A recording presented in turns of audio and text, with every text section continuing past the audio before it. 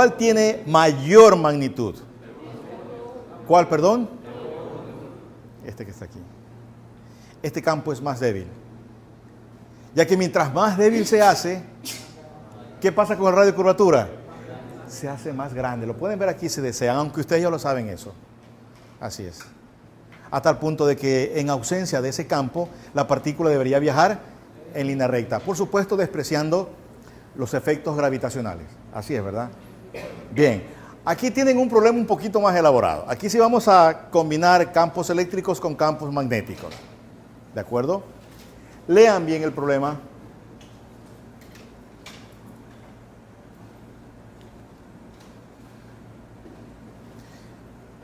Les voy a dar 4 minutos para que ustedes analicen el problema y posteriormente les voy a pedir que ustedes me digan cómo plantearlo. ¿De acuerdo? Solo plantéenlo. Armen las ecuaciones. Si pueden hallar un valor numérico está bien, pero quiero que armen las ecuaciones, ¿de acuerdo? Y luego me dicen cómo lo planteamos y lo resolvemos en la pizarra. Adelante, tienen 4 minutos para resolverlo. Entonces, un estudiante que me haga un planteamiento del problema. Si yo lo considero aceptable, entonces lo plasmamos. Si algún estudiante tiene discrepancia, dice por qué. ¿De acuerdo? Entonces lo vamos a plantear el problema y luego lo vamos a resolver en la pizarra. Gracias. Primero podemos calcular la magnitud del campo magnético usando los datos que tenemos con la fórmula del radio. Ya una vez despejando la magnitud del campo... A ver, vamos un poquito despacio. Primero determinamos el campo magnético en esa región. Ajá. Y lo hacemos con la información que nos da el problema aquí. Ajá. Ya. A través de la ecuación que está allí, Sí. ¿verdad? Perfecto. Y Y luego vez... con ese campo, ¿qué hacemos? Ya. Ahora sí, hacemos el análisis cuando como la carga ya llega a la siguiente cámara. Ajá. Ya. Y sabemos que la fuerza magnética va a estar dirigida hacia abajo, o sea, en la dirección de las Y negativos. Perfecto. Entonces, para que siga una trayectoria recta, necesitamos una fuerza eléctrica que vaya en dirección contraria. Perfecto. Entonces, como el campo eléctrico va en dirección de la fuerza eléctrica, entonces tenemos que el campo eléctrico va a ser en dirección J, en este caso, vectorialmente. Muy bien. Ahora, tú De la fuerza eléctrica. Ajá. Que la magnética para de que la magnética que está acá. Ajá. Ok, muy bien. ¿Alguien que quiera adicionar algo que consideren que nos faltó para poder ya plantear el problema en ecuaciones en la pizarra? ¿Están de acuerdo? Muy bien. Entonces vamos a calcular. Vamos a calcular primero el radio de curvatura. Digamos, llamémosle R1 para diferenciarlo de la cámara 2, que en la cámara 2 no hay radio de curvatura igual, ¿no es cierto? Entonces esto sería, a ver, la masa.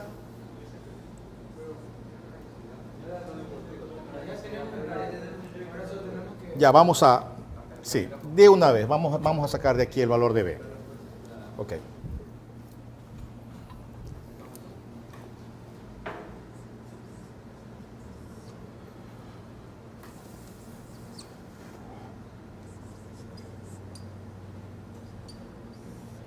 La masa que sería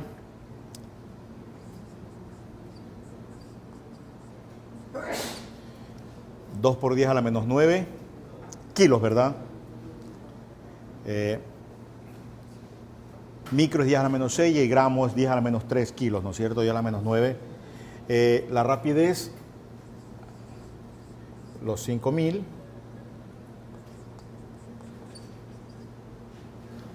El radio, los 0.1. Y la carga, esto sería 25 por 10 a la menos 3.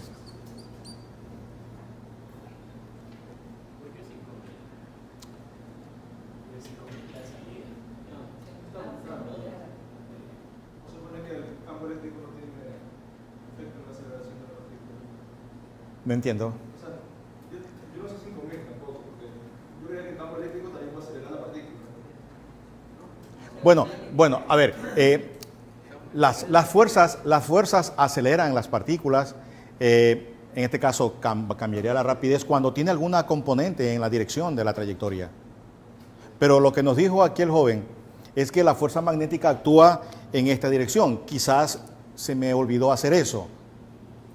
Aunque sí entendieron ustedes lo que él decía, ¿verdad? Que la fuerza magnética actuaba en esta dirección y que la fuerza eléctrica debería estar actuando en esta dirección. En consecuencia, como ustedes observan aquí, aquí vamos a tener nosotros un campo uniforme dirigido en esta dirección. Y este campo es perpendicular a esa trayectoria, por lo tanto el campo no le va a cambiar tampoco la rapidez a la partícula, que fue lo que nos dijo aquí el joven. Al menos yo lo entendí así. Eso fue lo que dijo, ¿verdad? Ok, muy bien. ¿Me dicen por favor cuánto vale ese campo magnético? 4 por 10 a la menos 3. ¿Qué cosa? Por el sistema de unidades que hemos utilizado son Tesla. Ahora, ¿qué es el campo aquí y el campo acá? Ahora hacemos esto. La fuerza eléctrica en magnitud tiene que ser igual a la fuerza magnética. Entonces esto es Q por E y esto es QV por B. Y lo anoto directamente porque es perpendicular al campo magnético la velocidad. Entonces esto y esto se cancela. Por lo tanto, el campo eléctrico que tiene que estar apuntando en dirección vertical, ¿sí lo ven, verdad? Va a ser igual al producto de estos 5 por 10 a la 3 por estos que son 4 por 10 a la menos 3. 20 newtons sobre Coulomb. Y las otras componentes en X y en Z, de acuerdo a esa trayectoria, tienen que ser 0.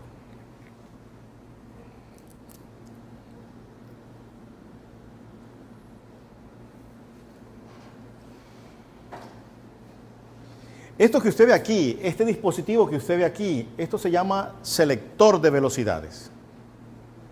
Esto es un selector de velocidades. ¿Por qué razón es un selector de velocidades? Porque si usted abre aquí una pequeña apertura y aquí usted produce, vamos a suponer, partículas con diferente velocidad, ¿no es cierto? Van a chocar contra esta pared. ¿Sí lo ve? Y solo las que crucen en línea recta serán las que tengan esta velocidad, exactamente. Las más lentas o las más rápidas irán arriba o abajo, pegarán respectivamente. ¿Sí lo ven, no es cierto? Eso se llama selector de velocidades.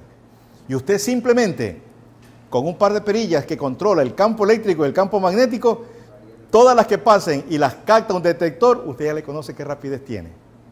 Y medir velocidades a partículas es sumamente complejo, por su tamaño y por lo veloz que son. Ahí no es como un vehículo que va clean, clean. No, eso no se puede hacer con una partícula.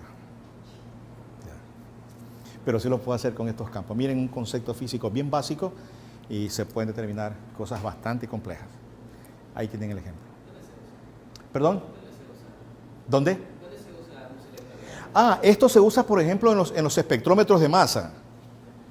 Ya, mira, el espectrómetro de masa, no sé si tú habrás escuchado alguna vez que nos dicen que el suelo de Marte y la atmósfera de Marte contiene tal, cual y tal gas. Y contiene tal y cual elemento. ¿Sí se han escuchado eso? Y uno se pone a pensar y dice, a ver, ¿y quién diablo ha llegado a Marte? Que me digan de la Luna todavía, ¿verdad? Aunque hay dudas por ahí que haya llegado a la Luna, pero supongamos que sea cierto. Pero a Marte no ha llegado nadie. Y si han llegado, no han vuelto. Sí me refiero a lo que, sí me entiendo lo que estoy diciendo, ¿verdad? Han llegado robots, ¿no es cierto?, a la superficie, pero nadie ha traído una muestra de Marte, salvo por ahí un meteorito que cayó en la Antártida, ¿no es cierto? Y por las características del meteoro, los científicos, los astrofísicos dicen que puede haber venido de Marte, cosas así. Pero evidencia física de ir, coger y traer no existe. Entonces, ¿cómo se sabe la composición? Entonces, estos robots realmente, aparte de tener un sistema de movilización, tienen entre uno de sus constituyentes, hay un espectrómetro de masas. Entonces, ¿qué es lo que hace el espectrómetro de masa? El espectrómetro de masa básicamente lo que hace es esto. conociendo el radio de curvatura de la partícula, conociendo la carga y el campo a que es sometido, usted puede determinar la masa de esa partícula, de ese ión, conociendo con qué velocidad él entra. Entonces lo que se hace es, el robot coge la muestra y esa muestra la expone a radiación gamma. La radiación gamma lo que hace es ioniza esos átomos y los carga eléctricamente. Luego de que los carga, los acelera con una diferencia de potencial y lo pasa por un selector de velocidades. Una vez que pasa el selector de velocidades, aquí entra a una cámara donde hay otro campo magnético. Y en ese campo magnético la partícula se desvía y el computador determina a qué distancia llega, determina esto. Como ya se sabe con qué velocidad entró, se determina la masa de ese ión. Y con la masa, el supercomputador tiene todas las masas de todos los iones, de todos los elementos que conocemos en la naturaleza, y te dice, hay hierro, hay magnesio. Porque todos esos pegan en ese detector. ¿Sí me entiende? Sí, señor. Pegan en el detector. Y como usted dirá, profesor, ¿y cómo determina si hay más magnesio, hierro, potasio? Bueno, porque los picos son más grandes que el uno y que el otro. Los picos más grandes significa elemento más abundante. Y ahí te dice, hay tanto de esto y tanto del otro. Y no necesitas traer a la muestra acá a la Tierra. Science, physics. Impresionante, ¿verdad? Y usted dice, ¿y cómo envían la información? Radiación electromagnética. Microondas, ondas de radio. Llegan acá y lo detectan. Y si se requiere, claro, que el computador que tiene allá el robot no es un supercomputador. Él lo que hace es enviar la información que detecta nada más. Y la información aquí en la Tierra es que se la coge y se la procesa. Y se determina qué elementos hay. Y puede agarrar también gases de la atmósfera, también puede agarrar. O sea, impresionante, ¿verdad? Así que el rover solamente no es que va a darse una vuelta por ahí, va a hacer todas esas cosas. Ya. Y originalmente cogía muestras, el último que fue tenía la característica tenía un drill, o sea, tenía un taladro. Tenía un taladro para coger rocas y perforarlas. Y cogía la muestra y la ponía. Tenía una fuente gamma, ionizaba, aceleraba, detectaba, y esa información que la cachaba es un detector, la convertía en información digitalizada, la enviaba a la Tierra, y acá los científicos en el JPL determinaban la composición. Impresionante, ¿verdad? Gracias por tu pregunta. Ya has aprendido algo de cómo es que determinan las características.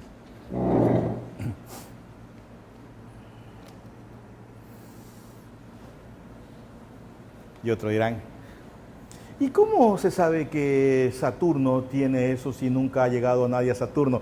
Bueno, pues eso lo hacen con la luz que viene de Saturno, que esa es otra tecnología también. Eso se llama espectrofotometría, esa es otra cosa también. Porque todos los átomos de los elementos emiten frecuencias de una cierta longitud de onda. Y esa longitud de onda es única para cada transición de cada electrón, de cada elemento. Es como la huella digital de cada átomo y de cada molécula. Y eso llega a Tierra y se lo detecta en rejillas de difracción, y se terminan los espectros y se sabe qué elemento hay o qué compuesto hay a través de la luz.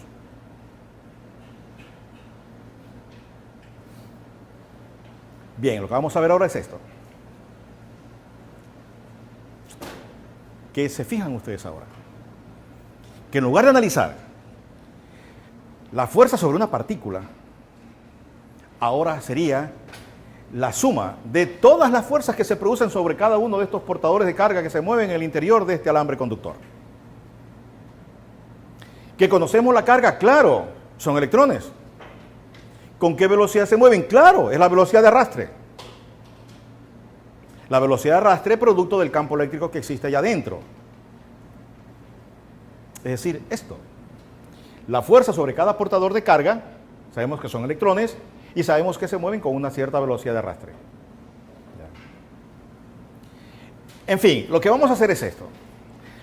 Vamos a aplicar nuestra misma expresión para la fuerza que ustedes ven aquí Solo que en lugar de poner Q, vamos a coger un pedazo de alambre, diga usted un pedazo de alambre diferencial, y vamos a calcular cuánta carga libre hay en ese pedacito de volumen.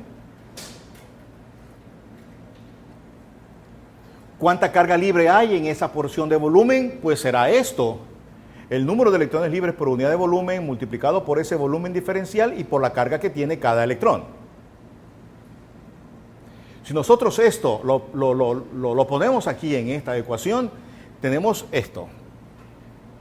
Pero esto lo vamos nosotros a compactar más todavía. ¿Por qué razón? Ahora yo voy a hacer algo, miren. Yo le voy a pedir prestado a la velocidad de arrastre, que como ustedes saben es la dirección de la corriente convencional. Le voy a pedir prestado esta característica vectorial. Y esta característica vectorial se la voy a dar a DL, a este pedacito de alambre de longitud de L. Por lo tanto, DL va ahora a corresponder un pedazo de alambre de magnitud de L y que su dirección corresponde a la dirección de la corriente convencional. Al hacer esto, la expresión se transforma en lo que usted ve allí. ¿Por qué razón? Porque esto que está aquí entre paréntesis, usted ya lo conoce. Usted ya sabe qué es eso. ¿Qué es esto, querido alumno? Esa es la corriente eléctrica. Entonces, la expresión que usted ve acá arriba la vamos a ver mucho más compacta. ¿Usted sí se recuerda cómo era geométricamente la fuerza magnética sobre una carga Q con respecto a su trayectoria o a su velocidad? ¿Cómo era siempre? Perpendicular. Ahora las cargas se mueven a través del conductor. ¿Cómo será entonces la fuerza magnética con respecto al conductor siempre? Perpendicular también. Claro, perpendicular, pero ¿en qué dirección? Ah, pues eso va a depender de qué cosa. Perfecto, de en qué dirección está actuando el campo, así es. De tal forma que si yo tengo un alambre, aquí hay un pedazo de alambre, y vamos a suponer que el campo magnético está apuntando del tumbado al piso, un campo magnético apuntando en esta dirección hacia abajo. Significa entonces que si yo tengo este pedacito de alambre con corriente, miren, y lo tengo perpendicular al campo, ¿hacia dónde va a estar actuando la fuerza? El campo va hacia abajo. ¿Hacia dónde está dirigida la fuerza? ¿Hacia dónde? Hacia mí. ¿O no es verdad? Entonces déjenme ponerle la fuerza, el vector F. Este es el vector F sobre este pedazo de alambre. ¿Sí lo ven, queridos alumnos, verdad? El campo estaba ¿hacia dónde? Hacia abajo. ¿Qué estamos cruzando ahora? Antes decíamos, ¿qué cosa? V, velocidad con campo. Ahora vamos a seguir diciendo V si ustedes quieren, porque es la velocidad de los portadores de carga. O también pueden decir I si ustedes quieren. O también podemos decir DL si ustedes quieren, porque tienen ¿qué cosa? La misma dirección. Entonces tenemos, miren, DL, pedazo de alambre, este es el diferencial de fuerza. ¿Y qué pasa si el alambre lo cambio de dirección? Miren, solamente pasa esto. ¿Sí lo ven? Pero si hago esto, ¿qué va a pasar con esto? Va a disminuir. Hasta que cuando lo pongo así, ¿qué se hizo esto? Se hizo cero. Quiere decir que cuando usted tiene alambres con corriente y los pone paralelo al campo magnético, ¿qué pasa con la fuerza? Desaparece igualito como ocurría cuando la carga se mueve en la misma dirección del campo. ¿De acuerdo? Bien. Ahora, pero cuidado, esto que usted ve aquí es solamente el diferencial de fuerza sobre un pedazo de alambre, nada más. Si yo quiero calcular la fuerza sobre un tramo de alambre de un circuito, tengo que ver qué pasa con esto. No sé si me entiende lo que estoy diciendo. Porque a lo largo de ese alambre puede ocurrir que B no sea uniforme. ¿O no es así? ¿Cuáles consideran ustedes que sería el caso más sencillo de fuerza magnética sobre un alambre con corriente en un campo magnético externo? ¿Qué característica deberían encontrar? Para la expresión más simple de la fuerza magnética sobre un alambre con corriente en un campo magnético externo. Una. Campo magnético uniforme. 2. Un alambre recto. 3. ¿Perdón? Y que sea perpendicular. Exactamente. Cuando tengamos eso, entonces aquí están ustedes en presencia de la expresión más sencilla para calcular la fuerza magnética sobre un alambre con corriente. Eso es lo más simple que usted puede encontrar.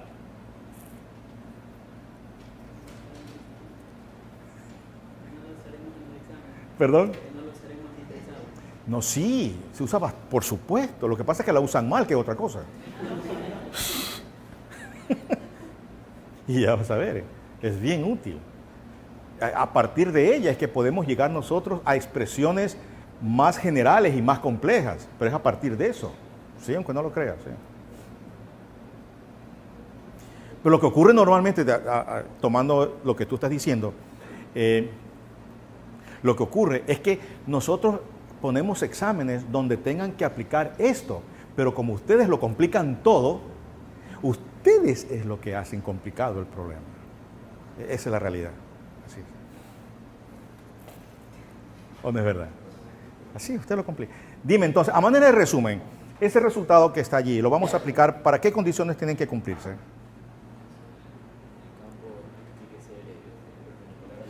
El campo tiene que ser perpendicular al alambre.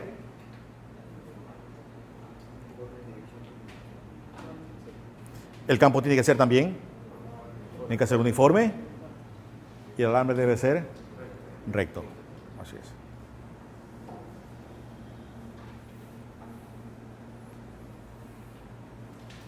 Tengo 6 figuras. A, B, C, D, E, F. Y a la derecha tengo un sistema cartesiano, como ustedes pueden observar.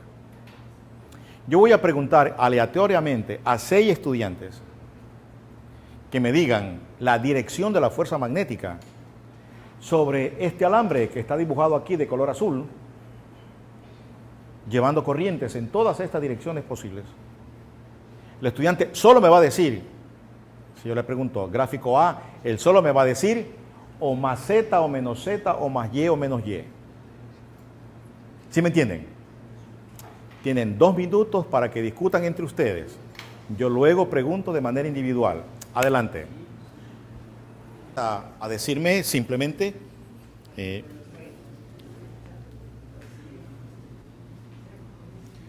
el alambre, para la referencia que nosotros tenemos, el alambre está apuntando en los gráficos A, B, C, D, está en el plano. Y en los gráficos E y F, el alambre está perpendicular al plano, saliendo y entrando corriente. Entonces, para el gráfico A, ¿la fuerza magnética está en qué dirección? Hacia menos X. Menos X para el gráfico A. Sí. ¿De acuerdo? Muy bien. Gráfico B. Más Y. Más Y. Muy bien. Gráfico C. Más Z. Más Z. Muy bien. D. 0. Perfecto. E. Más X. Más X. Muy bien.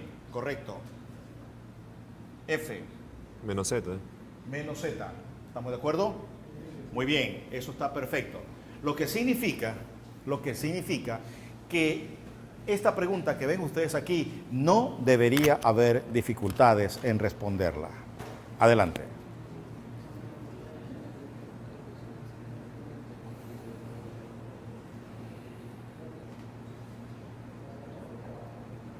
Para que ese alambre levite o se suspenda en contra de la gravedad, este gráfico que está aquí.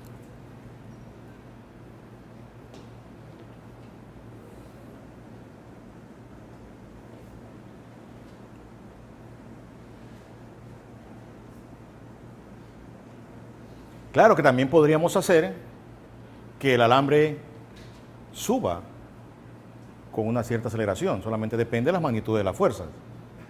¿verdad? O podemos también hacer que esa barra se desplace.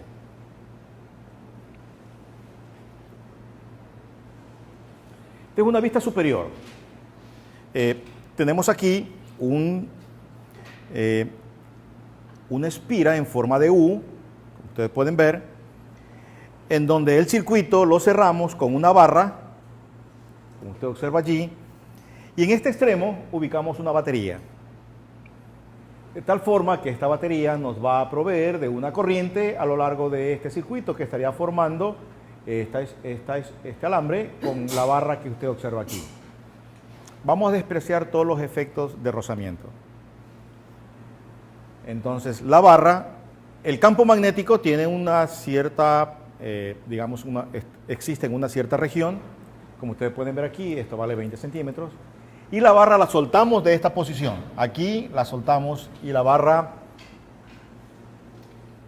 va a experimentar una fuerza magnética. ¿Hacia dónde?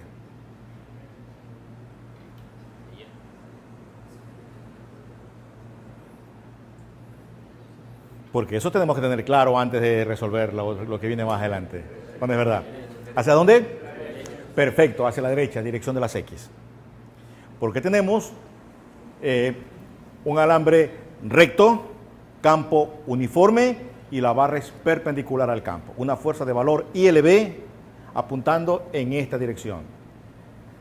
La corriente es hacia abajo y el campo es hacia adentro. Usted cruza corriente con campo o velocidad con campo y la fuerza va hacia allá.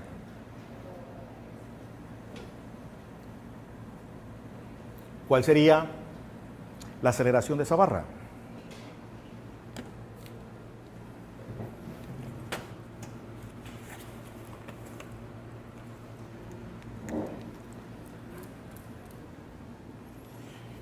Señorita Álava, dígame, ¿cómo calculamos la aceleración de esa barra?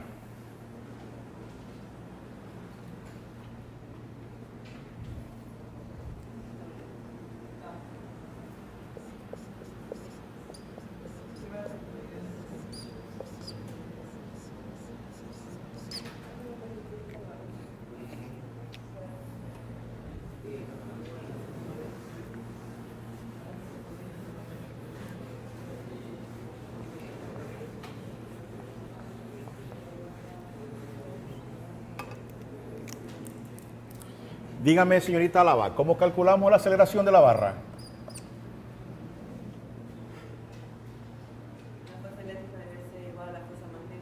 Es la relación entre la fuerza magnética y ¿qué cosa? Y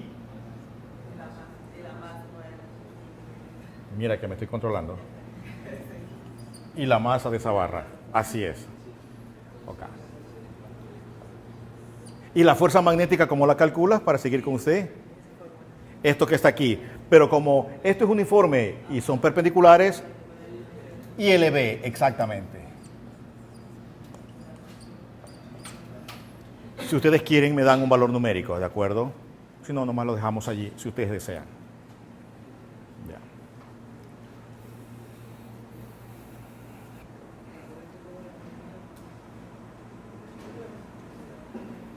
Ya. Por ahí me están preguntando que cómo medimos la corriente, pues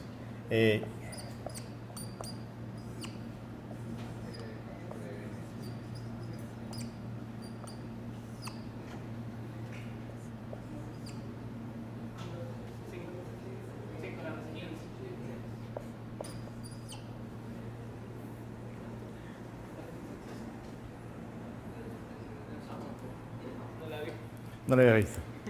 Ok. Bien.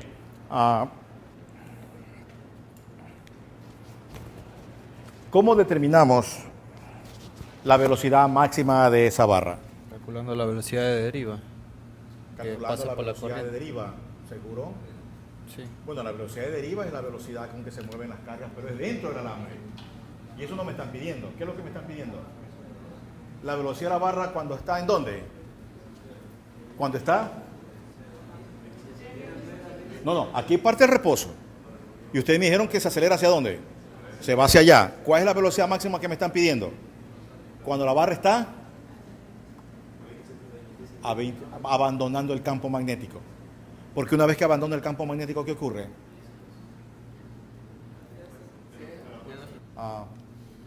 ¿Cómo calculamos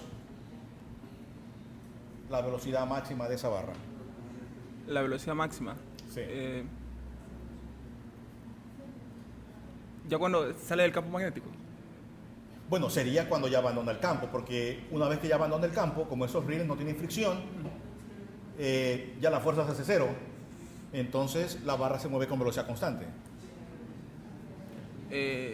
Calculamos el campo, bueno, tenemos el campo y lo igualamos a la fuerza magnética, fuerza con la fuerza eléctrica.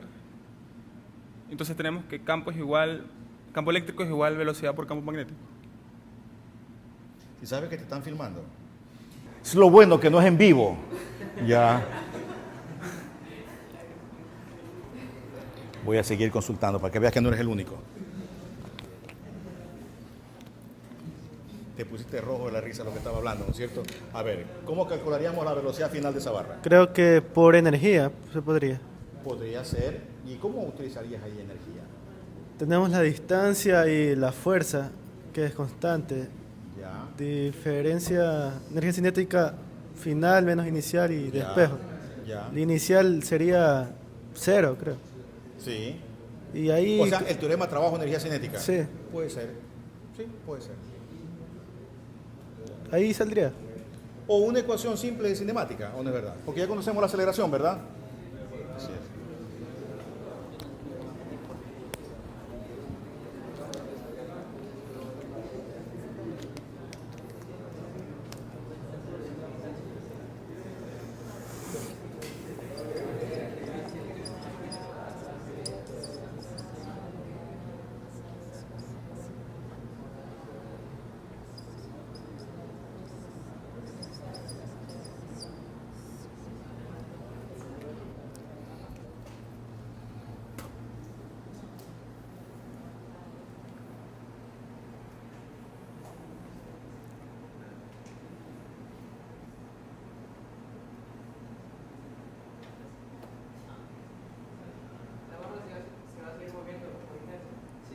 La barra se va a seguir moviendo por inercia.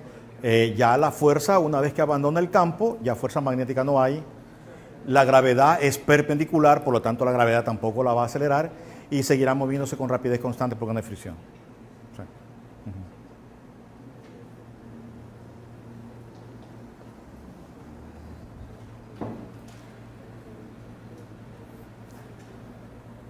Fíjense en esto. Ahora yo no tengo un alambre recto, sino que tengo un alambre curvo, como ustedes lo ven aquí, que está de color rojo. Para calcular la fuerza sobre todo este alambre curvo, yo lo voy a dividir el alambre curvo en una serie infinita de pedacitos de alambre de longitud de L, de vectores de L, como lo ven ustedes allí. Si el campo magnético es uniforme, eso es importante, que el campo es uniforme, entonces cada pedacito de alambre estará experimentando el mismo campo. Por lo tanto, yo lo puedo sacar fuera de la integral, porque cada pedacito de alambre tiene el mismo valor de campo. Y voy a evaluar lo que ustedes ven aquí entre paréntesis. Esto que ven aquí ustedes entre paréntesis sería la suma de todos estos vectores.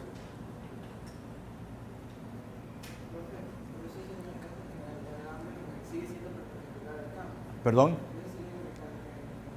No necesariamente. No necesariamente. Por eso digo, esto se conserva. ¿Sí ves? Eso se conserva. Lo único, a ver, déjenme terminar de decirlo y luego vienen todas las preguntas de ustedes. ¿De acuerdo? Entonces, lo único que estoy evaluando es esto. Esto se conserva. Entonces, la suma de todos ellos, que va a ser completamente independiente, la suma, porque cada pedacito está experimentando exactamente el mismo valor de campo, porque es uniforme. Entonces, la suma de todos estos vectores que ven aquí corresponde a este tramo recto que está aquí. Entonces, cuando tengan ustedes un alambre curvo, la expresión es idéntica a la que teníamos para el alambre recto, con la condición de que ahora L o L', como yo le llamo aquí, es reemplazado por un tramo recto que va desde un extremo al otro extremo de este alambre. Ahora sí, viene la pregunta que ustedes decían. ¿Y qué pasa si ese alambre curvo no es perpendicular al campo? Igual, si el alambre curvo comienza aquí y hace todo esto y termina acá, entonces este es el tramo recto y lo único que hacen ustedes es ver cómo apunta el campo y ven el ángulo que forman entre los dos. Así es. No importa realmente la orientación que tenga ese alambre curvo si ves uniforme. Vean esto, ahí está. Ahí tienen un alambre curvo en un campo magnético uniforme, como pueden ver.